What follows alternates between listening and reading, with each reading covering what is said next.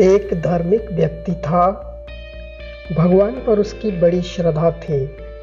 उसने मन ही मन प्रभु की एक तस्वीर बना रखी थी।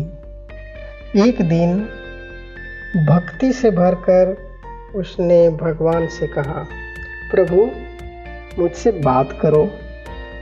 और एक बुलबुल आकर चहकने लगी, लेकिन उस व्यक्ति ने उसे नहीं सुना। दूसरी बार वह जोर से चिल्लाया, प्रभु मुझसे कुछ बोलो तो सही। और आकाश में काली घटाएं उमड़ने घुबड़ने लगी, बादलों की गड़गड़ाहट होने लगी, लेकिन उस व्यक्ति ने कुछ नहीं सुना। उसने चारों तरफ निहारा, ऊपर नीचे देखा और कहा, भगवान मुझे दर्शन तो दो।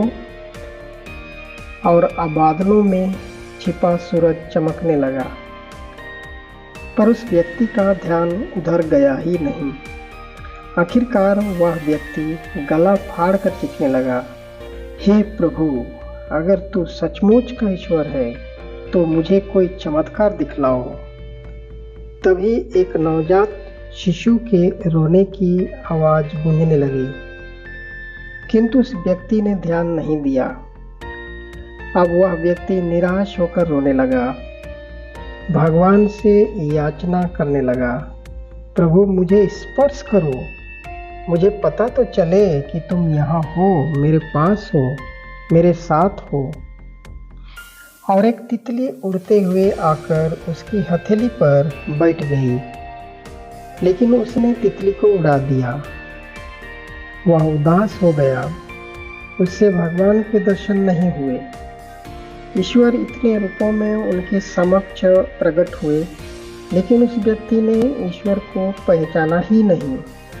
शायद उसके मन में ईश्वर की तस्वीर थी ही नहीं।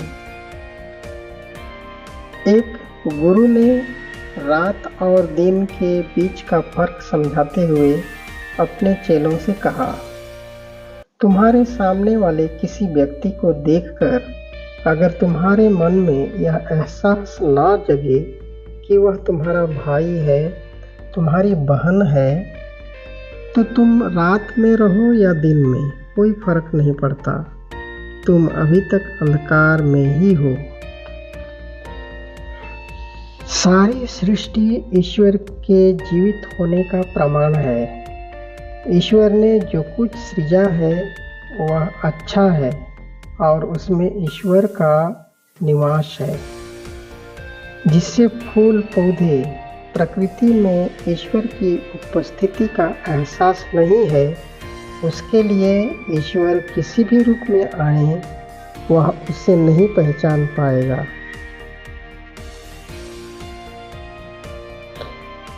ईश्वर को ईश्वर के रूप में देख पाना हम निरे मनुष्यों के लिए असंभव है। इसलिए ईश्वर ने अपने आप को यीशु क्रिस्त के रूप में इस धरती पर अवतरित किया।